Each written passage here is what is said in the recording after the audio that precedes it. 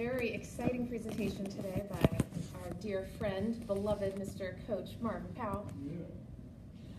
Yeah. Before we get going, just a couple of housekeeping things. So as you know, we are an all-volunteer run organization, and we are looking for the few, the proud, the volunteers. So if you would like to volunteer for our organization, or know someone who would, I'd like for you to see Anne. She put an E next to your name.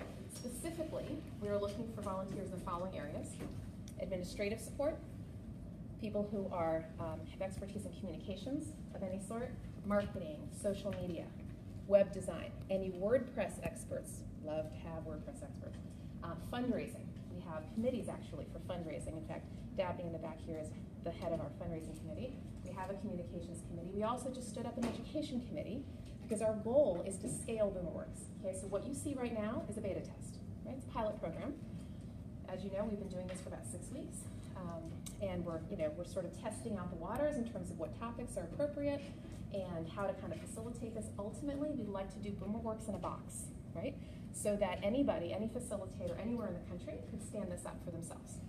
To have video vignettes, right? Imagine all the things that we've talked about all these weeks, chunked up into bite-sized nuggets with facilitator guides and worksheets, so that again, this can scale all over the country. So if anybody has sort of an education bent and or a strong interest in what we're doing here, please let us know. Second thing is, some of you may know Katie Bergman, who has been one of the table facilitators at our groups, our meetup groups, and the courses. And she's actually pursuing her certificate in executive coaching. And she's actually allowed to use the time that she's coached and facilitated here toward her hours for her certificate. So if you have been at her table, have been coached by her, facilitated by her, what have you, if you can let Anne know, and also if you are open to giving permission for Katie to use your name in her sort of her roster when she kind of gets her certificate, that would be great, because she has to collect the names in order to collect the hours. Okay? So if that's you, then see Anne. So with that, Mr. Marvin Powell is going to help us have a conversation, because he's a big conversationalist, around how to engage your network and how to engage your customer and build trust along the way. Take it away. Fantastic. Thank you so very much. So, first of all, how many of you all are familiar with the term networking? Oh, that's good. I mean, right, that's wonderful. So, what does it mean to you, this networking thing? What does it mean? You better have a shot. This is going to require some engagement. I should have warned you right off. It's my fault. They didn't tell you under that. You know, I'm not going to show up and throw up on you. I'm going to ask you to participate. So, what is networking to you? When you think of networking, what does it mean to you? Building connections. Building connections. I love that. Hopefully relevant ones. Meaningful ones, right? What else? One-on-one communication. One-on-one communication, face-to-face. Okay, I like that. What else? Building relationships, reaching out. Anything else come to your mind when you think of networking? Maintaining relationships. Maintaining those relationships. Right. Anything else? What you can do for them. What you can do for them. Serving. Serving them. You know, I like that. What else? So I'm in the right group, because there's a magic word that none of you use. Helping, listening. Oh, I know. Helping, listening, what? It's like the invisible job market. The invisible job market. That's kind of close to what I'm thinking about. But there's one magical word that none of you all use when it comes to that. It wasn't trust either. That's a good one. But all the things you said are perfect. They're great. But there's one magic word that you didn't use. You know what the magic word is? Leverage. Networking is all about creating leverage with people that know, like, and trust you. Now, why do I say leverage? Why is leverage an important thing to create amongst your network? Because if you're just serving your network, if you're just doing for your network, if you're just creating opportunities for your network, are you leveraging your network? Well, why not?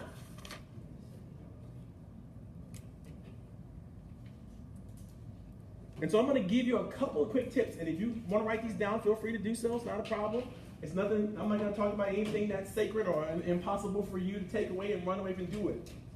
But today I want to introduce you to some basic human facts, some facts of human nature that can help you with this definition. There is not a single solitary human being on this planet that doesn't want to do, be, or have meaning in your life. We all want to be meaningful, all of us. Because if we're not meaningful, it means we're not relevant. And if we're not relevant, there's no sense of us being here. There's no sense in us having connection with each other. There's no sense of us talking to each other. There's no sense in us relating with each other because we're not doing anything that's meaningful. So how many of you all want to do meaningful things every once in a while? You want to do it every once in a while? How many of you like to do it more often than every once in a while? How many of you be in meaningful things all the time? Raise your hand. See, this is what I'm talking about. But how do we get there? Because mankind have always asked this question. Who am I? Why am I here? What am I here to do? What is my purpose? And I would suggest to you that we are here to find our purpose and then use our purpose in a meaningful way to serve ourselves and others. Notice I said ourselves and others. So you guys talked about networking, you talked about all the wonderful things that you could do for people. Very few of you said anything that could be done for you. Why is that? Because conventional thinking suggests that you should be a giver and then you can be a receiver. Right. Conventional thinking says be a giver and then possibly maybe Yes. you can receive. So, we postulated an idea before you guys came into the room, and if you read any of the literature, anything you had before you, one of the significant ideas was you've already found the people that you should be networking with. So we're not talking about how do you find the people that you should be networking with. We're going to assume you already found them. Now what? Now what? How do you convince them that you're offering meaning to them, and how do you allow them to offer meaning to you? Because that's the leverage. That's the leverage that we're talking about. So I'm going to suggest another human reality for you that you might want to think about this. Each and every one of us has gifts. Each and every one of us has, you may confuse them with talents or skills. But I like the word gifts. I like the word gifts because gifts mean that's something that's special, that's been given to us. It's a gift, an ability, a talent, a skill that's special, things that's a way we do it that's special to us. And I believe that each of us have been given our gifts according to our ability, which means whatever we can do, we absolutely can do it. Now, not in comparative analysis to other people.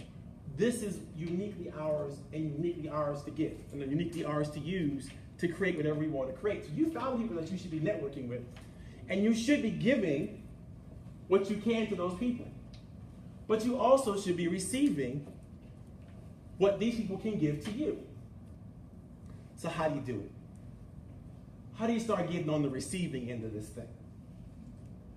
Because that's the meat and the potatoes of what we want to talk about today. So we sent you all out all the marketing information about this topic today, and attached to that marketing information was a little link in there. I know, because I saw it. Shira sent it to me, and I know she sent it to you too. How many of you all saw that link? I just want to make sure I'm in the right. I don't think I got the literature. Okay. But some people saw got it. different things depending on who saw the announcement where. Okay. So there is a link that we're going to have to get to each and every one of you all. And inside that link has 2 pieces of training material. 3 documents. Actually, 3 documents. You saw it? Okay, all right. All right, good for you. All right? 50 pages. And 50 pages of stuff, right? Yeah. And it's all training information that will teach you. One is called the 9 Steps to Mastery. That's my shorthanded version of it. And it's the 9 steps that you need to take to move someone from I just met you to we have a deep, loving relationship and I'll do anything for you, and vice versa. Step 1 through 9. The other document is called the 100% closing ratio. And that teaches you how to identify who should be a suspect and who should be a prospect. And once you've identified who's a prospect for whatever you want to offer, then you create the relationship you need to create that magnifies that relationship appropriately. So I know you guys are going to have 1,000 questions to ask me, but we're going to begin with some basics. So there are 3 steps in the first part of the 9-step process that I'm going to talk to you about today at length. And then in the 100% closing ratio, there are just 2 key ideas that I want to bring out with you that's going to help you get to where you want to get to in your business a little better. And then I'm going to answer any questions you have. If you don't have any questions, I'm going to help you with questions. So I suggest you start organizing your questions, because my questions can get hard and heavy. I'm a coach. Insert foot twist. That's what I do very well, right? So let's talk about the first 3 steps of the 9-step process. First step. Step number 1 is you must learn to listen up.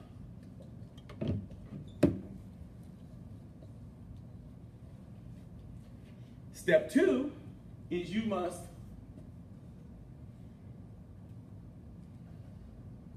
that one's down here. Let me make sure I write that before I forget it. Follow up and follow through. I went to Kent State, so don't blame me if I can't spell. And then listen up, follow through, and promises.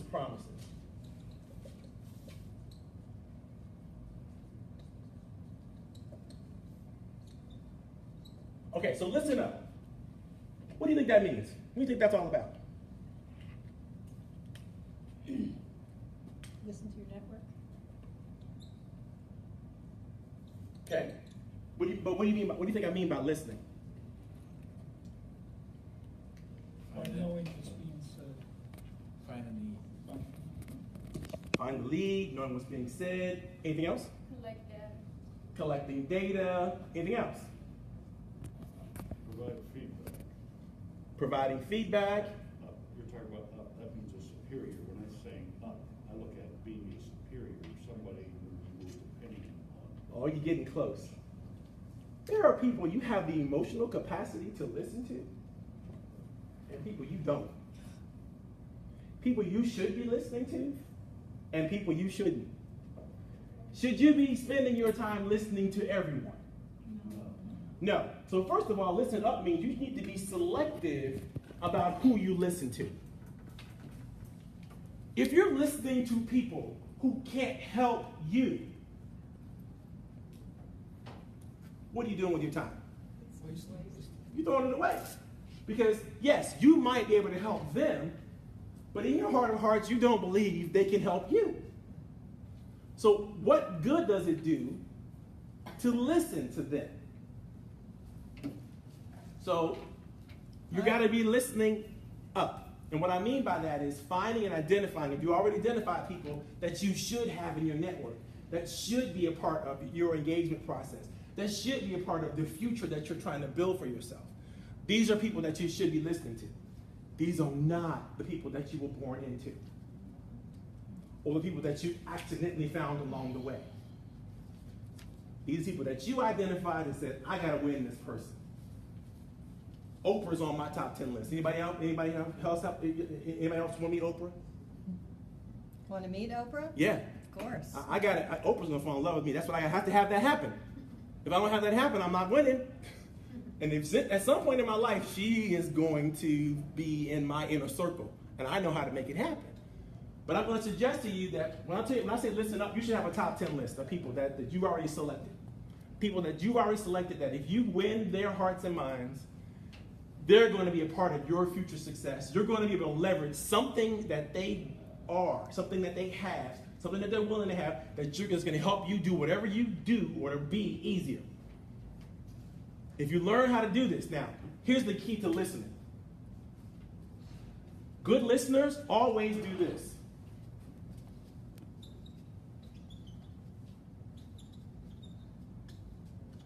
Anybody ever seen that squiggly little mark right there? You ever know what that means? What it looks like this? That's a question mark. A good listener is a much better inquisitor, is a much better investigator, is a much better person that will find out what's really going on with somebody else. And what are they seeking to do in these questions? What do you think you should be doing when you're questioning somebody who you want to impress or do you want to build a relationship with? Oh, hell, you would pick their brain. Learn about them and help Identify commonalities. find out their needs. Find out how they can help you. Did you say understanding? Oh my God, she said it. I thought nobody would get this one.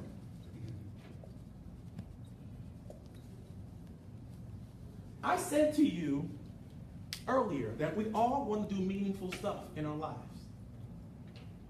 The only way to know that we've been doing something meaningful is for somebody else to demonstrate to us that they understand. Understanding is the key to meaning. So when I meet Oprah, right, I'm going to ask Oprah a couple of choice questions. Oprah's going to answer those questions. And in doing so, she's going to feel understood. She was here Friday. Here? Yeah, they just dedicated a new wing at the African American Museum for her. No, not here in this building. Oh, well. Okay, you're talking, she was in D.C. downtown. That's different. Okay, she's always downtown. But here, I'm like, somebody was going to be in trouble because how come I didn't know Oprah was coming here? That's different. Okay, but thank you for that. Thank you for that. Understanding is the key. If you're listening to somebody, you're not listening so you can understand them. What are you doing? Shooting. You're wasting time. You're listening to them so it's your turn until it's your turn to talk. You're listening to them until it's your turn to share whatever you want to share with them. You're not really listening to them to truly understand them. Why is this critical? Why am I talking to you about this? It's another secret to humanity. None of us get enough attention. None of us. All of us suffer from attention deficit. We don't get enough attention. Even the most wealthy, powerful, successful of us don't get enough attention. It's a true statement. Why is that? We're busy. We're passing each other. We're ignoring each other. We got things to do in our lives. We're busy, being busy. None of us gives attention, nor do we get it. So what do you think happens when somebody pays attention to us? It validates their gift. Man, you got 10 books in you. We got to talk about this. But it's true. When somebody pays you attention, they make you feel like you're the most special person in this moment. They make you feel like you are relevant in this moment. They make you feel like you're meaningful in this moment. And it doesn't matter what color they are, what race they are, what religion they are, what background they come from, anything like that. All that matters is they're interested in you. Now here's the thing. Some of you all might have had it happen to you. You may have gotten on a plane or a train or a bus and you take a long journey somewhere with somebody and you had the best conversation with them. I mean, it's incredible. You just loved talking to this person. Then you get off the bus, the train, the plane, or whatever you have. You talk to your next loved one who came to pick you up, or whatever. You go, I had the best conversation with this person on the train. And then they go, what's the person's name? And you don't know. Has that ever happened to anybody? Mm-hmm. I've had some phenomenal conversations on planes and buses and stuff like that. It's like, oh my God, it's such a fun conversation. What do you think really happened? I'll tell you what happened. They took an interest in me. I started off, I didn't really want to talk to anybody. Maybe I was reading a book or listening to some music or whatever, and they asked me a question. And I answered the question, and they go, that's interesting. What made you think about that way? Okay, now I gotta talk to this person. And they ask me the next question. That's phenomenal. What made you decide that? And I'm like, now we're digging in, and we're getting a little deeper. Pretty soon, I'm in love with this person. I don't know them from boom. We all function under the same kinds of energy when it comes to this. So think about this. If you need somebody that you're listening to your network, what do you gotta do? Hello? Ask questions for. Now, that's one-on-one. That's baby steps in networking. The next thing you gotta do, if you truly want to start to develop a relationship with this person, is you gotta take your gift, your promise, and then you have to share it with them in a meaningful, powerful way. Because after you understand them, you're gonna know, is it appropriate for you to make a promise, a commitment of something? So I'm talking to Najwa. And Najwa and I are hitting it off. I'm finding out about Najwa. I'm digging in. I'm getting to know Najwa. Najwa feels like Marvin gets me. He understands me. And I'm going to make Najwa a small offer. Something that's easy for Najwa to say yes to. No big deal. Something that's easy for Najwa. Is it likely she's going to say yes to something that's easy for her to say yes to? Or is she going to say no? It wasn't easy. No, I'm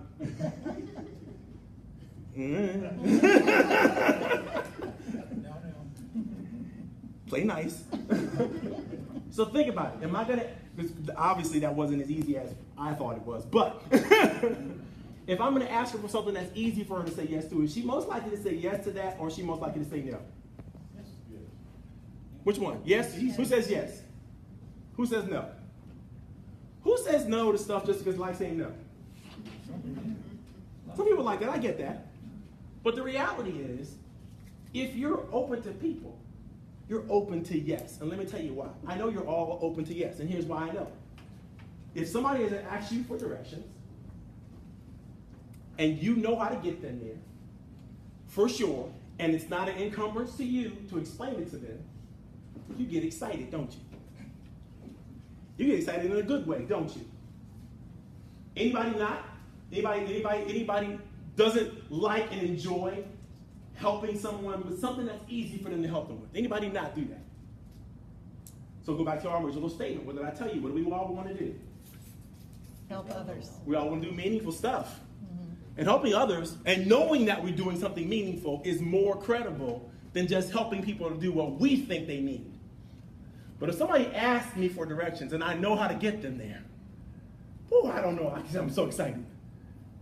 It's like, oh, all you gotta do is make down here, make a left, and go right. In fact, sometimes I get so excited and I go, you know what, just follow me. Yeah. I might not even been going that direction, but I can show you better than I can explain it to you, so let's go. If it's easy for me. Now, if somebody asks me for directions and it's difficult for me, the opposite emotions happen. All of a sudden, and this is my internal dialogue, how dare you ask me for directions? Don't you know everybody out here is getting gas just like I am? You could ask any of these people out here. Why didn't you go inside and ask these fools for directions? Why are you bothering me with this? I got things to do. Don't you have things to do? Come on, I don't say that. But I smile and go, I'm so sorry. I can't help you. But internally, I'm a little offended. Why is that? Anybody else feel the same way? Nobody can identify that? You're not just a little bit miffed when somebody asks you for something that you can't help them with? I know I am. It bothers me.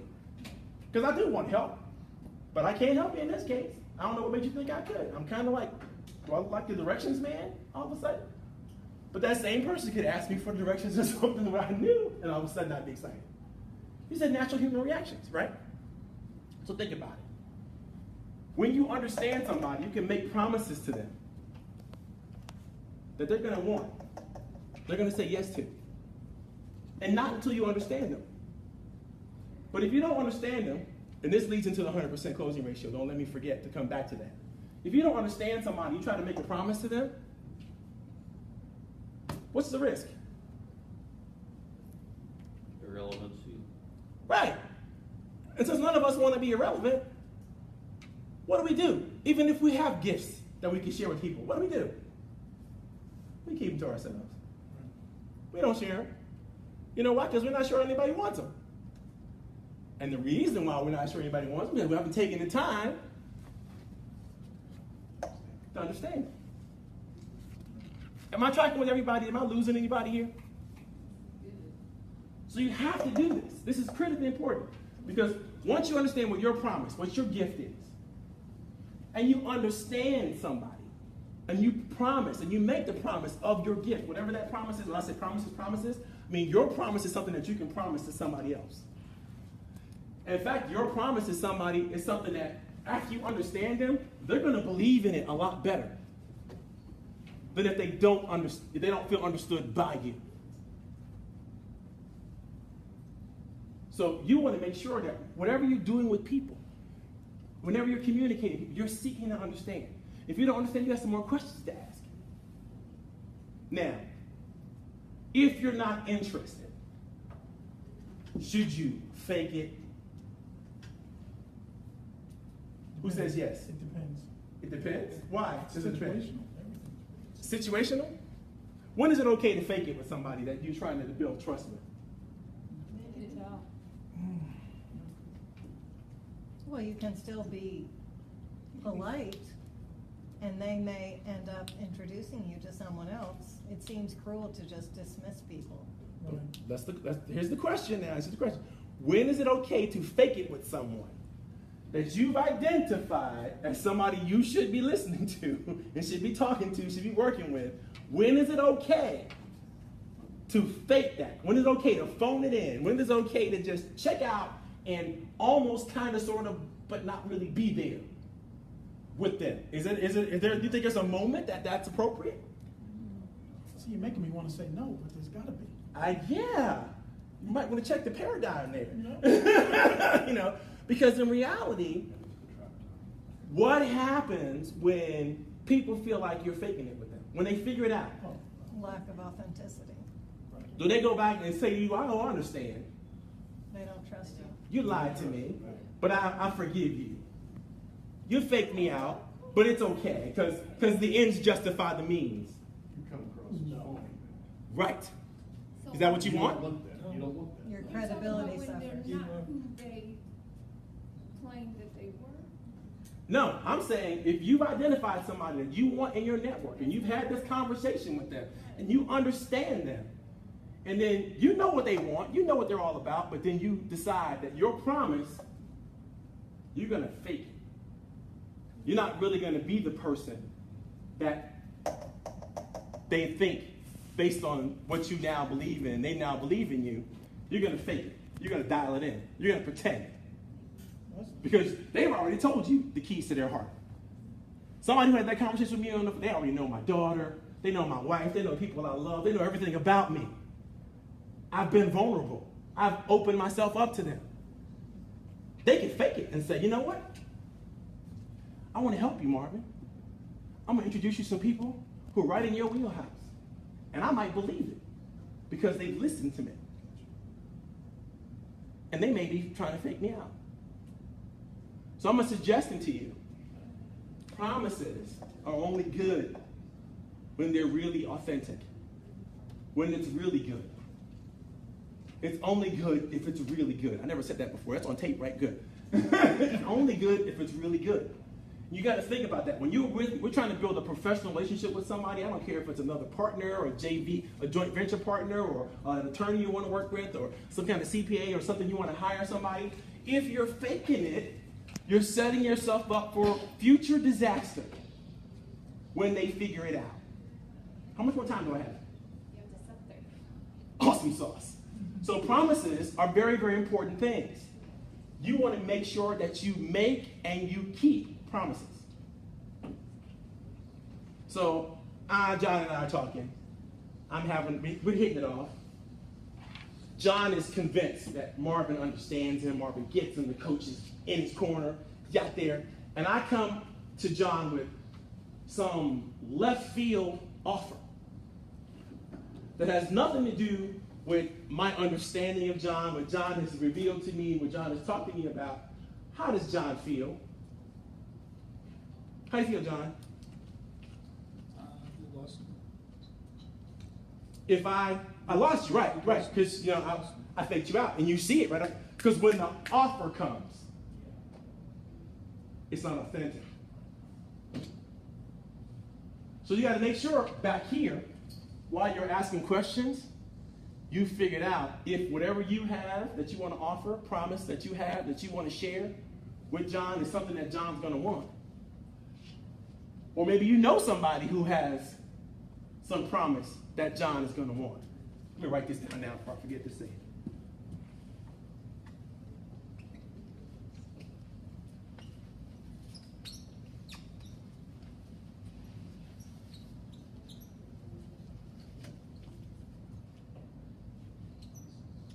Okay. So once you've identified what John is all about, right? You can now start to make some promises on something. Maybe it's, I hear that you were interested in, bike roping. No, there's no bike roping. Bike riding or backpacking or something like that. And I say, John, I know you have a fascination in that. And I read a fascinating article on this that I think could change your whole perspective on this thing. I'd love to share it with you. Would you be okay with that if I shared that article with you, John? Sure. Boom. I made a promise on something that I already knew about, and I asked him. I got permission. He said yes. What do I got to do next? Follow through. I got to follow up and follow through. Now, who can tell me the difference between following up and following through? What do you think? Is there a difference? Yeah. Follow through is when you actually deliver. Okay. Complete the task. It's a completed, right? Follow up is what? What's the difference? Communication versus accomplishment. Exactly. So before I deliver on the promise, I'm going to ask John, hey John, is this the right email address? I got some communication to do with John. Hey John, what's the best phone number for you? And then I might send John a message and say, just to check it out. I might call him up or text him. Or I might do something to follow up and say, John, I just want to make sure I got the right information for you. Is this the right information for you? Is this the right contact information for you? Before I share with you the mystical, magical article that I want to share with you. I may make sure I have clear lines of communication. That's all follow-up.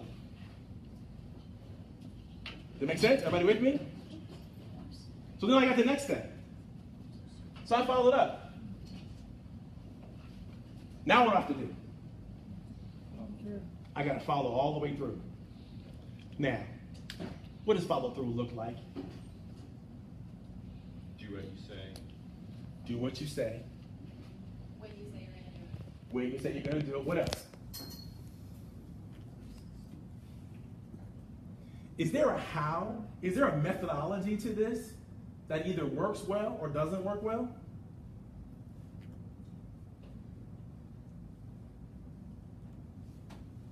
I mean, I asked John if I could text message him. I asked him if I could email him, maybe. And he said yes to that. But maybe I just decided, you know what, I'm going to send it to him in the mail. Is that appropriate? No. Why not? You didn't do what you said, or what was appropriate for, he said what was okay, the method of delivery. Right. It was not appropriate for him, that's he. Right. Why would you send it through? It just was better for me. It's easier with anyone. It was better for me, and I just did it the way it felt more comfortable for me. Plus, I got, it's maybe a package or something, and it's better for me to just have him have it in his hands. You have extra stamps. So and I had some extra stamps or whatever. That's good for me, right? I sent it to him the way I wanted to deliver. I followed through the way I wanted to follow through. What's the problem with that? He's not expecting a hard stop. Not what he's expecting. I actually tell people, never, ever, ever send me a postcard with your business card in it, or a handwritten note with your business card in it. I tell people that all the time. Because I hate killing trees, and I'm going to burn that just like I don't burn any other business card that you give me. Because it's not meaningful for me. I say don't do it, and they do it anyway. Or I'll say, never call me Marv. Guaranteed somebody's going to go, hey, Marv. How do you feel when people deliver what they want to deliver to you in the way they want to deliver to you? Do you feel like they respect you? You feel that they didn't listen. They didn't listen? They don't really care? It's condescending, all these negative things. So your follow through, the way you follow through matters. If you say, hey, I'm going to follow up with you and then we're going to have a cup of coffee, and I'm like, no, I don't do coffee. But you insist, no, we're going to Starbucks. I don't do coffee. Well, you can get whatever you want at Starbucks. Do I have to say I hate Starbucks? For you to listen? You get where I'm coming from. So this part, is follow-up is very, very important, because if you don't follow up correctly, you're going to follow through badly. If you follow through badly, the relationship is over. It's over. I can't go meet Oprah and make Oprah do what I want Oprah to do and hope that Oprah's going to love me. That's not going to work. There's a way Oprah likes to be loved. So I got to follow up. I got to figure out, back here, how does she like it? And I got to deliver it the way she likes it. If not, I'm going to have a problem. Relationship's off to a bad start. Because if I don't do this wrong, now what I got to do? I got to apologize. And I take it for granted. I said the wrong things the wrong way, the wrong pace, at the wrong blah, blah, blah, blah, blah. It would have been better if I just took my time and been considerate and understanding, and then I could go through this step in the right way. So now, this is the first 3 steps of building a network. Each person that you add to your network, you have to go through these steps with. If you miss one of these steps in the process of winning someone to your network, what do you think happens? Do you get a second chance? Maybe. Maybe. But if you do this right, I guarantee you, you're going to win. People are going to be blown away. Why? Because you listen to them. Nobody ever listens to them. Their kids don't listen to them. Their spouses don't listen to them. Their pastors don't listen to them. Nobody listens to them. Right? They feel that you give them attention, right? And you understand them. Ain't nobody feels understood. Everybody feels misunderstood. You make them feel understood, they love you. You made a promise on something that they want, that they need, that they would like to have, that they want to receive. They say yes to that. And you follow up and you follow through appropriately, it's all good. But what's missing in the follow-through process that I haven't talked about yet is actually the magic manna from heaven. You got that one word. Let's see how good you are with the next one. I actually got 2. I owe you 2 gifts. What's the next thing that you think you ought to have in the follow-through process?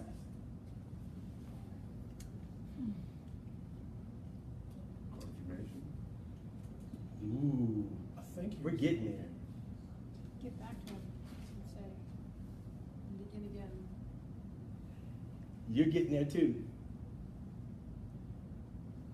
So a full communication loop works like this. Messenger delivers the message. Receiver receives the message. Receiver confirms the message has been received.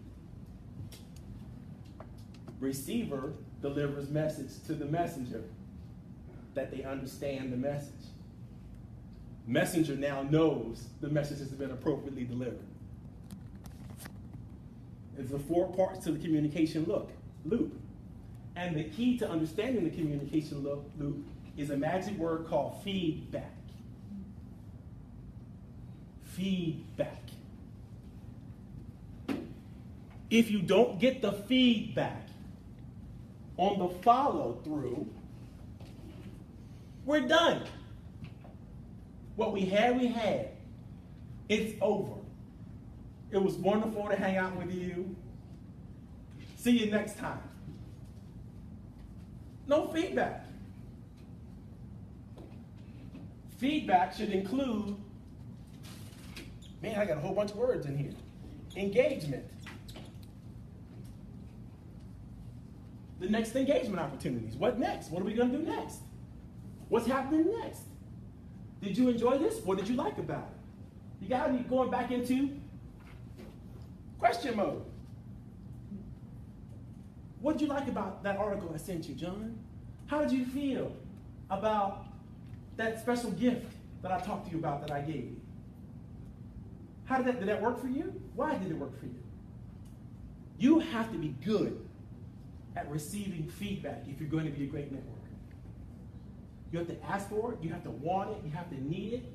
Because why is feedback critical to your success, in your networking success?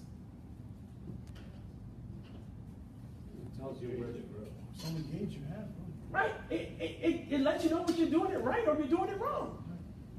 It lets you know if you're being meaningful or not. Without feedback, you're up to you. Everybody's in their own world. Like, just do what I did. And it worked. I love what I did. It was amazing. If I do say so myself. But now, how do I know what was really amazing? If the feedback comes back, right? I'm talking to you guys right now, and you're giving me feedback. You know how you're doing it?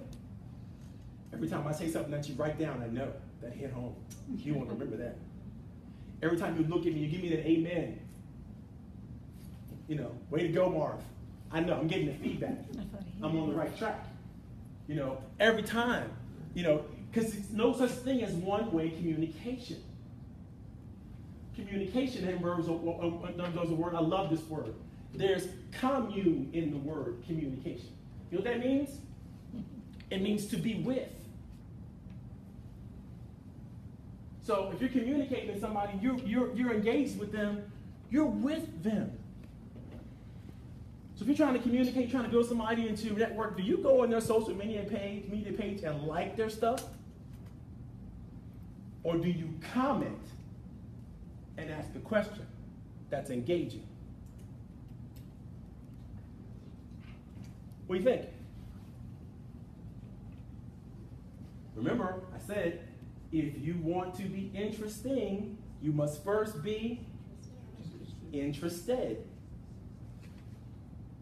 Now let's go over to the 100% closing ratio. In the 100% closing ratio, I teach you how to identify the difference between a transactional opportunity and a referral source opportunity. I teach you how to identify the difference between a prospect and a suspect. If you're going to go in business, you're going to need to know these particular skills. Now, the process is the same process. The outcome is a different outcome.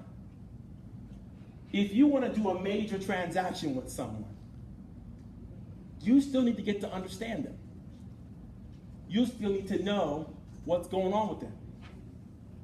But a person who is a prospect for a transaction, there's one more word I want to put up here. That word is suspect, right? Suspect, referral source. Each of these 3 individuals have to be treated differently. You need different information to identify them. If you don't know if the person is going to be a prospect, or referral source, what are they? They're suspect. They breathe, they got maybe a wallet. Maybe they got, they're a human being. they're a suspect. That's all you know. You don't have enough information. What do you need to know about a prospect? What do you think? There are 3 things you must know to make sure that a person is a qualified prospect. By the way, there's no difference between a qualified prospect and a prospect. It's just a fancy word we put in front of it. A prospect is somebody who knows or who wants what you have to offer, who needs what you have to offer, and will afford what you have to offer. Willing to pay it. Want it, need it, and will pay for it. Not can pay for it, will pay for it. Until you know these things about somebody who you want to offer a product or service, you cannot make an offer. Has anybody made offers to you in the past where you haven't demonstrated to them that you want what they have to offer, need what they have to offer, or are willing to pay for what they have to offer? Has that ever happened to you? They come to the door all the time. They do that all the time. How do you feel about that? Now, that's upsetting. Right? Now, let's reverse that. When somebody has identified that you want it, you need it, and you will afford it, how do you feel about them offering you what you want, what you need, in a way you can afford it? You feel bad about that? Why not? Because the salesperson is going to say, I'm still making an offer. Right? A bad salesperson. Doesn't matter who they offer, whatever they offer to. We can say that again. If you're trying to offer somebody something, you're trying to create a transaction, you want them to be a prospect. You think they might be a prospect. The only way for you to qualify them and know they are a prospect is to know the answers to this question. Do they want it? Do they need it? And will they afford it? So, Go ahead. there's a question, the easy thing is to make the offer and it answers those 3 questions beginning. So you're saying it's helpful to somehow figure out those 3 questions without making an offer. Yep. Because if you make the offer to somebody who doesn't need it, doesn't want it, and won't afford it, what are they going to do? They're going to reject you. Or they're going to say, I got to think about it. Or they're going to say, let me talk to my wife about it, or my husband about it. Or they're going to say, I don't make these decisions without my attorney.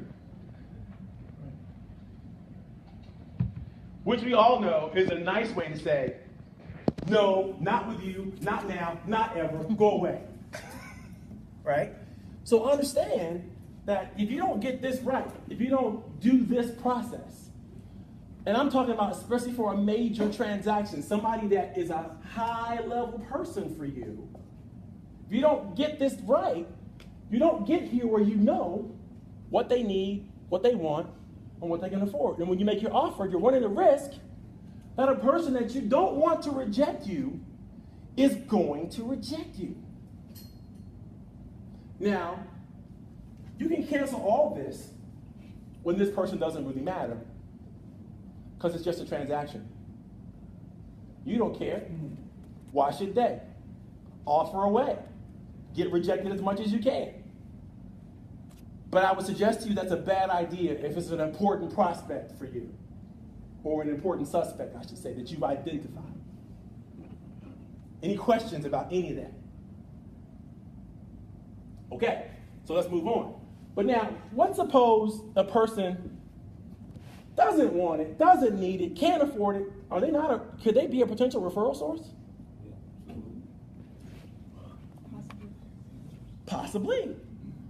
So should you talk to a referral source the same way you talk to a prospect? Who says yes?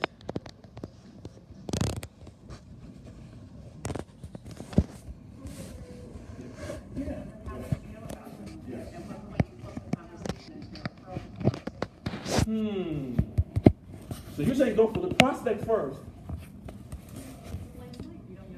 And then, well, you do know because you understood them. Oh, I'm talking about when you first meet them. Right? If you've gone through all of You've gone through all this process, and you've decided for yourself they're a potential prospect. or you decided for yourself they're a referral source. Do you treat them the same way? Yes. Who says no? Why not? Because you're not trying to sell them. Okay, that's bare bones, right to the, I like that. Who else says no? Why not? They may know of someone who wants your services, but like Ruth said, they're not interested in your services themselves. Right. Because they're gonna reject the offer, and now you've lost a good chance to get a referral. Yes. What's more valuable? A referral source that keeps on giving you referrals, or a transaction? Are you sure? Yeah, everybody says that. But I haven't had anybody treat me like a referral source. Every salesperson that I've ever met tries to treat me like a prospect. Even when they figure out that I don't want it, I don't believe I need it, and I ain't gonna pay for it. They continue down that track. Oh, but this will do this for you, and this will help you with this, and this can help you with that, this can help you with that. Like, I don't need it, I don't want it, and now you're irritating me. And I'm thinking, if I turn you on to some friends of mine who do want it, you're gonna irritate them too. So I want to repeat this again. Never, ever make an offer until you know they want it, they need it, and they can afford it. Now, if they want it and need it and can't afford it and will afford it, and you don't make them an offer, what does that mean? Yes, you're a boo-boo fool. You didn't understand really, because they gave you all the information that you needed to understand them, and you refused. I don't know whether you're scared to sell it, you have problems closing. I don't know what it is, but it's probably something emotional that happened to you in your childhood. Because if somebody wants it and you can give it to them, you can get it to them, and you don't, that makes you the idiot. You understand what I'm saying?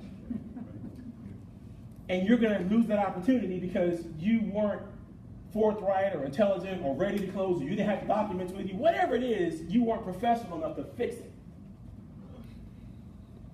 But let's get back to referral sources here. Let me tell you the magic about referral sources. And there's a process I think about. We typically call clients or potential clients golden geese. These are people that we want a lot of. We want as many golden geese and golden eggs as we possibly can, right? I'm sorry. Golden eggs, those are the clients. That's what we want. We want that golden egg because that's valuable to us. That's the client, right? But if you're smart, you get the golden goose. Why? Because the goose keeps laying golden eggs. That's a referral source. What's better than the golden goose? Who knows where all the geese are? The shepherd. So, if you're networking and you're using these tools that I'm telling you, should be talking to people about transactions? There's a lot of effort to get to a transaction, right? Maybe you should use this tool to get to referral sources, or even better, golden shepherds. Now, what's a natural golden shepherd? Who offers IT services? Anybody think they're in the world of IT? No, IT services, right? So who would naturally hire you to do whatever you need to do in IT, in a company? Enterprise customers. That would be the, What would their title be? The IT, the CIO or the IT director. Could be the ITIO or the CTO, right? Those are people that would naturally hire you. Yeah. They would hire you for multiple different projects at multiple different times. Golden goose, Yes. right? Where do these people go for training, for professional development, for access to information on how to be the best CIO or CTO in the world? Where do they go? A lot of different sources. What's the big sources? The ones that everybody knows about. They go to executive. Harvard Business. Yeah. They go to Harvard Business. Where else? courses online, or executive MBAs, whatever. They go, exactly. So you think about it. Who's cranking out the CTOs? Who's cranking out the CIOs? Certifying them, blessing their experience and talent. Who is doing that? Those people could be the golden shepherd. So now you want to be in the IT business. Sometimes they track out themselves. Exactly. Exactly.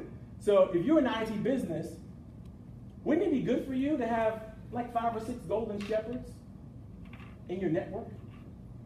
I mean, close people, they call you for advice. They call you to talk about whatever they need. You think they're going to refer you to the people that you want to get to? Absolutely. I just watched this Netflix story. I suggest you watch it. I had my daughter watch it this morning. It's an autobiography of Jerry Lewis. And I never knew that Jerry Lewis was a teacher at USC. He taught film at USC to the likes of Scorsese and all of his cohorts. They looked to him on how to create film. So if I wanted to meet one of the great gurus in the film world that we all know, Scorsese, what's the guy who did Spielberg. E.T.? Spielberg, you know, all these people. If I want, you think I should go to get them one-on-one, or should I just make Jerry fall in love with me? Now I know he's gone. He's dead. All right. But when he was here, think about it. What would I want to waste this energy? Where would I want to put this energy in relationship? Do I want to put it on Spielberg, or do I want to put it on Jerry? If I put it on Jerry, I'm going over here, man. This is golden shepherd time, right? He's going to get all this from me. Why is it that we're taught this stuff in school? Why is it that we're taught this stuff in school? Because these skills are the magic skills that if you don't learn, you don't get the transactions, the big ones, the important ones. You don't get the referral relationships. You don't get to be invited to conferences as the keynote speaker. You don't get to sit at the big table with the big dogs so you can eat and hunt with them. You understand what I'm saying? You're stuck down here in transaction. Oh, I just need to get one more deal. Can I just get one more client? That's active desperation.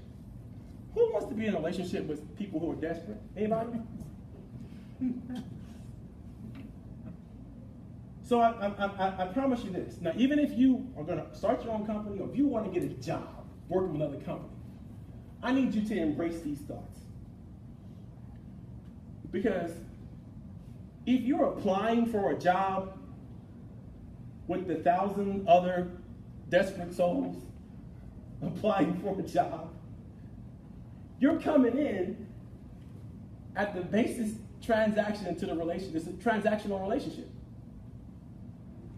But now, if you're designing your job, if you're going to the CEO, the CFO, whatever C-suite person and going, I can help you create this universe or this opportunity in your department. I want to work with you. Maybe it's not right now, but at some point in the future, I'd love to consider this. I'd love to talk to you about what you're doing and how you're doing it and why you're doing it. I want to have a communication with you. I want to understand what your needs might be today, tomorrow, and in the future, so that when the appropriate times come, you may consider my talent, my promise. I will tell you that's the best work you could do. Because the time will come a lot sooner than you think it is when they will say, you know, I met this wonderful person at the coffee shop last week, and he was sharing some ideas that I never even thought of. We got to create a position for this person. Well, let me tell you a personal story of exactly how I made this work for me. When I was young, I sold the Washington Star. Anybody remember the Washington Star? I was one of the paper boys for the Washington Star. The Star went out of business, and I decided I'm going to reinvent myself. I'm going to sell the Washington Post, but I'm not just going to sell the Washington Post. I'm going to get 5 other paper boys to sell the Washington Post for me. I didn't ask permission. I just got 5 routes and I distributed my routes to 5 of my friends. So I could take vacation whenever I wanted to. And the paper would get delivered at 5 o'clock in the morning, every morning, 7 days a week. I became a manager of paper boys at 12. And I taught them how to collect, and I taught them how to sell, and I taught them how to create opportunities to grow their routes so they can make more money. And when the ice cream truck came to my neighborhood, man, was it a feast. That might explain a few things. But I did it through relationships, not transactions. When I was a young architecture major at Kent State University, even though I thought I wanted to be an architect, I thought I wanted to be an architect because Greg Brady was an architect. And I wanted to be, I thought he was the coolest person on the planet, and I wanted to be just like Greg Brady. I wanted to just have like 3 lovely ladies and golden-haired girls, and I wanted it all. I wanted to be like Mike. I wanted to have that van, that station wagon with the panels on the side and everything. I wanted all that, and the coolest kids on in the block. I wanted it all, and Allison the maid. I wanted it all. So that's what I thought an architect was. And I got to architecture school and realized this is really work. I don't really like this anymore. But I knew how to network. And this was in the early 90s when the building industry was shrinking in America. And if you know anything about professional services or any kind of professional organization, at that time the American Institute of Architects was controlling how many architects actually passed the licensing exam and could become architects, licensed professional architects. So they made the exam harder based on the demand that they had in the marketplace. So I started to recognize that my colleagues were coming out of school, working an internship for 3 years on some architect, and not passing that exam. Year after year after year after year, I'm like, whoa, there's a glutton of people who are already trying to be architects who are already out of school. And I'm about to join that? I don't want to do that. But before I made that determination, I came home to Washington, D.C., where my family's from, and I started interviewing architects. Not architects that were hiring, just architects that I thought were impressive. And I found them in the phone book. Remember the phone book? And they had advertisements in the phone book. This is so-and-so architecture on Southwest, this street and that street and that. So I went around interviewing architects, and I told them, you know, I'm interviewing professional architects around to see what I might want to do when I graduate, see if I might want to perform my business like you perform your business, and I was willing, if you were willing to have me take you out to lunch on me, wherever you want to go. All 5 of them said yes. Why? What did I do? I showed them I was going to listen to them. You know how many young people were begging them for opportunities, but weren't willing to listen? But I listened. And you know what happened? 1 out of 5 said, you know what? I wasn't planning on hiring somebody, young man, but I like your stuff. I like your style. Why don't you come work for me during the summers? Every summer, every winter break, every spring break, I had a job working with a licensed professional architect, and I was making good money for a college student back in the early 90s.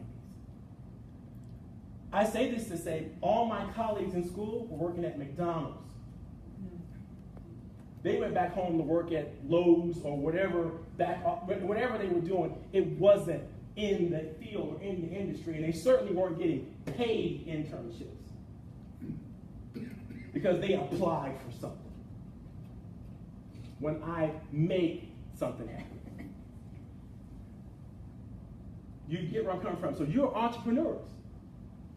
You don't want to become entrepreneurs because you don't want to make stuff happen. And I just gave you the recipe. Can't say I didn't tell you. This is how you make stuff happen. All right, so you guys should have a ton of questions because I left a lot of holes in this program.